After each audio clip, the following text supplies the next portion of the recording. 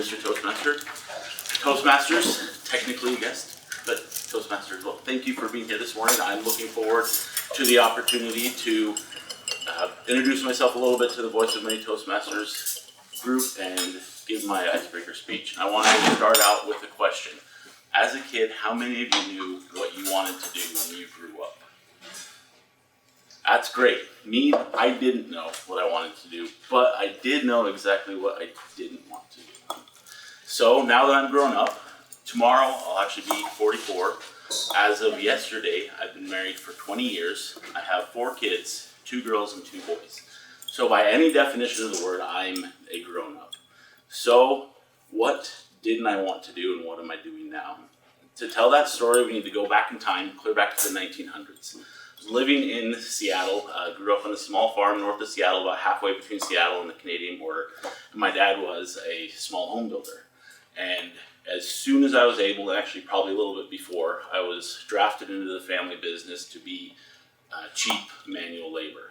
And I thought of many different experiences I could share about how unpleasant that was and how much I didn't enjoy that. But just to sum up, I will say by the time I was wrapping up high school after many summers and weekends working in construction, I knew I did not want to work in construction. So what was I going to do? Growing up in Seattle, in the 90s, there was the dot-com boom. You probably heard about it. There were many tech companies, and so I signed up one summer for a class for HTML coding. Probably a little bit to get out of work, but something to do. And this was very early in the internet. This is before cascading style sheets, if anybody knows a little bit about it. It wasn't even supported really by browsers yet. And so I was learning to code manually and then signed up for the advanced class. In the advanced class, people graduating with that certificate, they were getting jobs, $40,000, $45,000 a year with no experience coding for some tech company. I was like, this is fantastic. I'll be able to do this, put myself through school. It'll be an exciting new career in a new industry. And then if you know about Seattle and the dot-com boom, you know about the dot-com bust. So 3 weeks before I graduated with my advanced certificate, it all fell apart. There's no job, no salary, nothing to do. Okay, that's not going to work out, I guess. So I go off to school and look for things that interest me. And as I was taking classes, I noticed that classes in finance and economics, they came easily to me, they were interesting, and I tended to do well in them. So I thought, okay, I'm going to look at a financial type career path. I started looking for a job to get my feet wet in that industry. And I actually found a little firm in the area that was affiliated with a really large financial institution that was doing like financial planning, things like that. This is great, I'll start doing that. Started studying, got my Series 6 license so I could work with mutual funds with people, and I was learning a lot. But the most important thing I learned at that time, what a multi-level marketing company was. I didn't know up until that point, but as soon as I could start working with clients myself with my own licenses, all anybody wanted to talk to me about was my downline. I needed to get my downline. I didn't know what that was. And then I figured out what was going on, the old pyramid type setup. So that's not what I wanted to do. So left that company and just kept moving forward. Now about this time, I got married, and my wife's family, they own a small business out in a small little community. And it's in an oil field area where the oil field, when oil is booming, the oil companies come in and pay outrageous salaries to everybody, and the local businesses have a very difficult time keeping people employed. So my wife and I decided that we're going to go out and work in her family business to kind of help that get through this time while I'm finishing school. And so we do that. And while I'm out there, I continued to try and pursue some financial services in this small town. As part-time, I found a group I could work with. I went on to get my Series 7 license in '66, so I could be a registered representative and do fee-based financial stuff. That was interesting to me.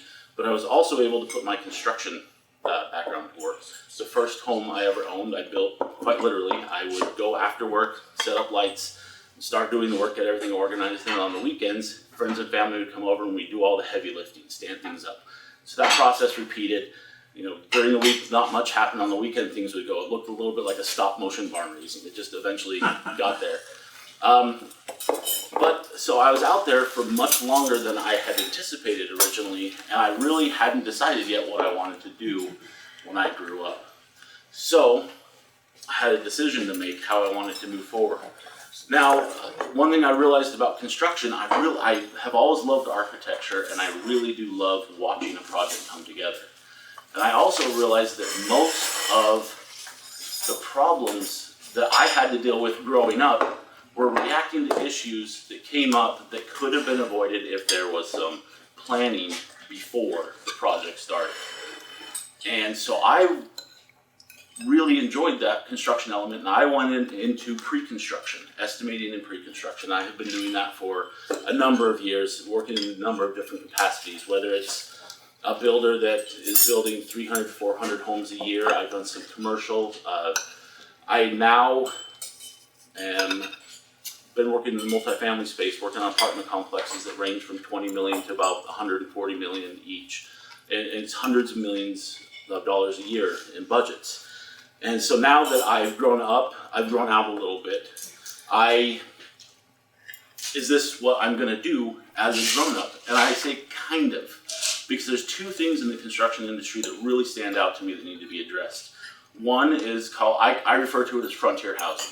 We don't have time to get into that here, but you'll be hearing more from me in the future. But the other is there are so many tools and a lot of information available to small business owners in the construction world to help them run a project, but there's not a lot available to help them set up a project and get it running properly at the beginning.